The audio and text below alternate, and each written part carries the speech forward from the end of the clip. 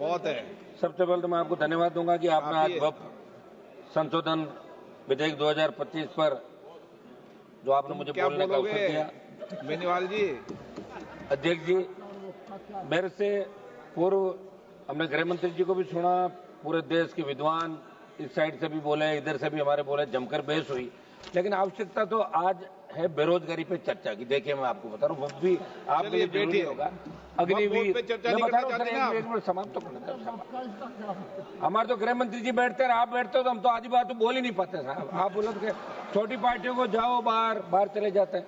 कम से कम 5 मिनट आज समय दे, सुबह से बैठे, कोरम हम ही पूरा करते हैं। ये सारे सिंगल पार्टी के लोग। अध्यक्ष जी, मेरा निवेदन था कि सारी चर्चा हुई और निश्चित रूप से मुसलमानों के अंदर एक मैसेज है देश के अंदर कि वक्फ का जो बिल आ रहा है वो मुसलमानों के खिलाफ है। मैं आपको याद दिलाऊं अध्यक्ष महोदय कि मुस्लिम क्रांतिकारियों ने भी आजादी के आंदोलन का अपना योगदान दिया, जिसमें मौलाना अब्दुल कलाम आजाद, अशफाक उल्लाह खान, मौलाना मोहम्मद अली जोहर और मौलाना हजरत मोहनी जैसे नाम शामिल है। ये सरकार जब इस प्रकार के विधेयक लेकर आए तो उनका योगदान नहीं भुलाए और ऐसा मैसेज देश के अंदर नहीं जाए, ये मेरी मांग है।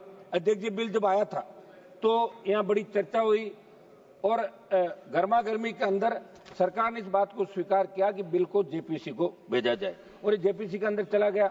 जेपीसी की खबर रोज हम पढ़ते थे कि विपक्ष के सांसद जब अपना सुझाव रखना चाहते तो उनको बोलने नहीं दिया जाता और जेपीसी के अंदर जब और सुझाव आए तो उनसे हटके खाली एक फॉर्मेलिटी की जेपीसी में भेजने की। जो सुझाव जो संशोधन चाहते थे वो इसके अंदर नहीं गए। मेरी मांग है कि आप इसके अंदर बड़ा मन रख के विचार करें गृह मंत्री जी। अभी कोई इस बिल से परमानेंट कुछ नहीं होने वाला, मुझे नहीं लगता कि इससे परमानेंट कोई सरकार अपनी बढ़ती रहेगी। और जो चीजें उस पर विशेष रूप से आप ध्यान दें। मैं आपका एक मिनट निवेदन करूंगा साहब, ये इसमें संशोधन आपने किया। पिछले कुछ वर्षों में वक्फ बोर्ड की संपत्तियों को लेकर विभिन्न प्रकार के जो आरोप लगाए गए, लेकिन क्या समाधान उन्हीं आरोपों के खिलाफ है या कोई राजनीतिक एजेंडा है? अध्यक्ष महोदय, संसदीय कार्य मंत्री जी को मैं ये भी पूछना चाहूंगा कि बिल धार्मिक स्वतंत्रता में दखल तो नहीं देगा, फिर देश का आम मुस्लिम इसका विरोध क्यों कर रहा है? ये आम जो विरोध कर रहा है, मेरे इलाके से मैं बता दूं आपको, जिस संसदीय क्षेत्र से मैं आता हूं, मकराना, लाडनू, नागौर, डीडवाना, वहां के लोग कह रहे हैं कि साहब इतना बड़ा हल्ला हो रहा है, आप वहां क्या करें पार्लियामेंट के अंदर? ये तो अच्छा हुआ आज आपने हमें बुलवा दिया, अगर नहीं बोलते तो बाहर जाके ये कहना पड़ता कि आप अंदर क्या सो रहे थे, क्या कर रहे थे, बोले तो नहीं। और हम हमारी बात आप तक ही रख सकते हैं और छोटी पार्टियों को आप संरक्षण देते हैं। लिहाजा आपको बहुत बहुत धन्यवाद अध्यक्ष जी कि आज आपने हमें बोलने का अवसर दिया। अध्यक्ष जी है बोलने दो ना मुझे। गिरिराज सिंह जी, आप अपना काम कर रहे हो, मैं मेरा कर रहा हूं। आप उधर से बोलो, मुझे भी तो बोलने दो साहब। अब की बार तो हम चुन के कैसा है आप जानते हो सारी बातें।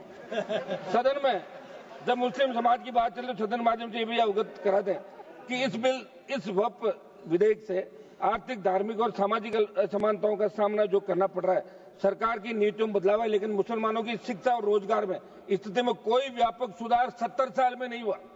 ठीक है, ये लोग भी भाषण दे रहे थे, लेकिन मुसलमानों का जो सुधार आर्थिक, सामाजिक, धार्मिक रूप से नहीं हुआ, तो इसमें कहीं न कहीं दोष इन लोगों का भी है। हाँ, हम बिल के इसके आपके विधेयक के खिलाफ है, लेकिन कांग्रेस पार्टी भी कहीं न कहीं अगर ये विचार करती तो निश्चित रूप से बहुत बड़ा और फायदा हो सकता था नौकरियों में और सब बातों में। अध्यक्ष महोदय, हमारी जो वक्फ की संपत्तियां, सुनिए एक बार, सुनो साहब, वक्फ की संपत्तियां हैं। अब हम तो खुद बोल रहे, सुनो मेरी बात, आप लोग हमारे छोटे दलों का ध्यान रखते हो क्या कि भाई मैं बोलना, खुद बोल के ताली बजा के चले जाए तो बैठ रहते हैं पीछे सारे सिंगल मेंबर पार्टी, हमारे दम पे लड़ते हैं, दम पे ही बोल रहे हैं सारा। वक्फ संपत्तियों की सरकारी संपत्ति घोषित करने की साजिश। अध्यक्ष जी, मैं ये पूछना चाहता हूँ कि ये जो बिल है, इससे कहीं ये तो नहीं कि सारी जो वक्फ की संपत्तियां हैं इसमें आप अपने नॉमिनेट करके और कलेक्टर को पावर देकर सरकारी संपत्तियां तो घोषित नहीं करें? ये एक बहुत बड़ा मुद्दा इस देश के प्रत्येक व्यक्ति के मन, सामाजिक ताना बाना। अध्यक्ष महोदय, इस बिल लाने के पीछे सरकार की मंशा पर सवाल निशान खड़े हो रहे हैं, क्योंकि आपकी नीतियां उद्योगपतियों के हित को देखकर बन जाती है। जैसे जमीन को धार्मिक और सामाजिक कल्याण के लिए संरक्षित किया गया था, उसे हड़प कर बड़े उद्योगपतियों को बांटना, मुस्लिम समुदाय के अधिकारों को चिरा जाना। एक मिनट समाप्त करो। इसलिए ये कैसे सुनिश्चित होगा कि मुस्लिम समुदाय के अधिकार का नहीं होगा? ये सरकार के कुछ जिसमें हितों को नजरअंदाज कर पूंजीपतियों को फायदा पहुंचाया जा रहा है। यह अन्यायपूर्ण नीति न केवल संविधान के मूल्यों के खिलाफ है, बल्कि सामाजिक ताने बाने को भी कमजोर करने का बड़ा षड्यंत्र है। अध्यक्ष जी, मैं ज्यादा इन पन्नों में नहीं जाऊंगा, फिर आप कह दोगे कि पन्ने पढ़ रहे। मैं तो राजस्थान की बात करूंगा। राजस्थान में जो वक्फ की संपत्तियां हैं, ये मेरे प्रदेश के अंदर वक्फ की कौन सी संपत्तियां हैं उनके बारे में लोगों को पता ही नहीं।